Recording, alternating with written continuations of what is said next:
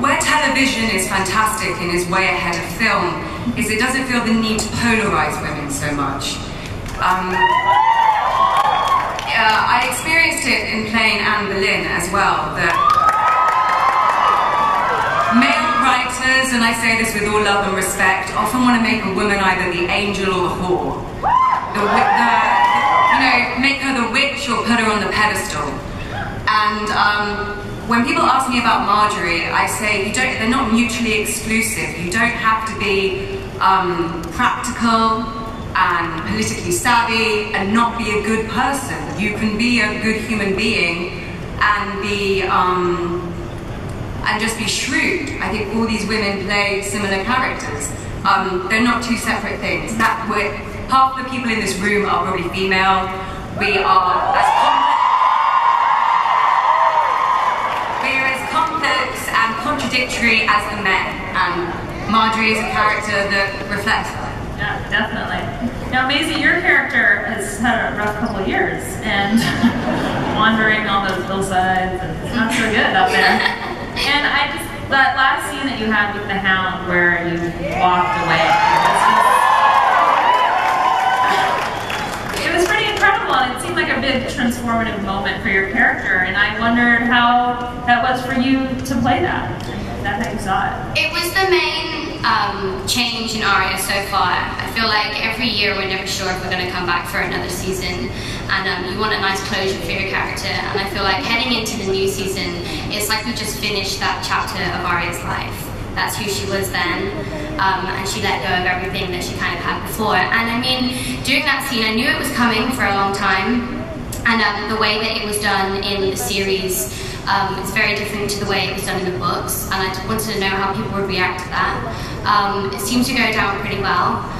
It was a hard scene to do. It was hard to say goodbye to Rory. We'd spent so much time together this year, and he's such a great guy. And yeah, the scene, when I read it on paper, and when I came to set, it kind of just seemed to go really seamlessly, and we all sort of had the same idea of how the scene was going to go in our head when we got there, and it sort of played out the way it did. It just felt really natural, which was great, because sometimes you have to change a lot of things to please different people on set, so it was nice that we all had the same idea for it. About your character in the show that you've so connected to? Well, I have to say, initially, in my career, I've sort of played like historical characters, and I hadn't necessarily seen myself as being someone who would do an action show or a genre piece, because you just don't really see my type in that demographic necessarily. So I didn't necessarily see myself doing it. And then once I found myself in the part, you have sort of no other choice but to expand your possibilities, your concept of yourself.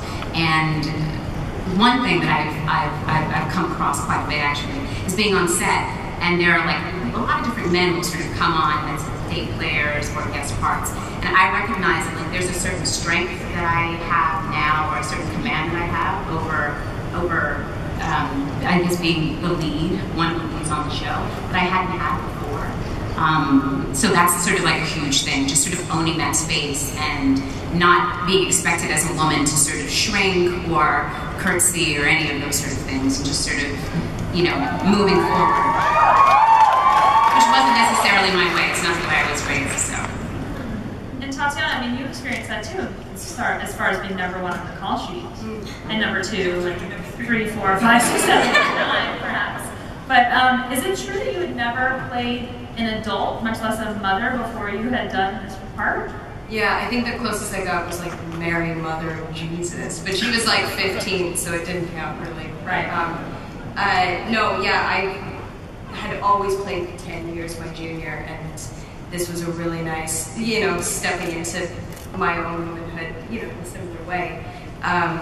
Moving into a position of leadership and of responsibility as an actor and as the characters, you know. And the great thing about the show is I get to explore all the different insecurities that go along with that power. You know, Sarah's kind of running away from the fact that she's a mother, and at the same time so completely drawn to it, whereas Allison is, you know, alpha mama, you know, so there's a beautiful sort of gamut that I'm able to play with.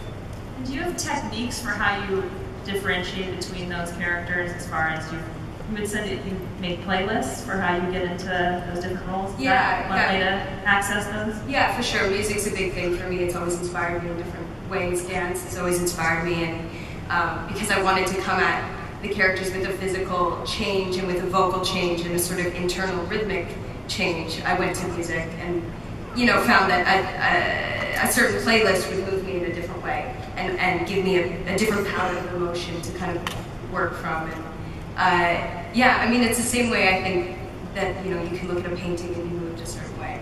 Music has that transformative kind of quality to it. That character is. I'm playing a woman with two heads, yes. So I will be talking to myself a lot, and I'm going to be alone a lot talking to myself. So yeah, I plan on picking your brain a lot. I have a lot of questions for you about how to do it, because I imagine it's going to be a challenge. We're only a week into shooting, so I can't really say how far down the rabbit hole I have yet to go. But those characters must be two distinct heads, or two specific personalities.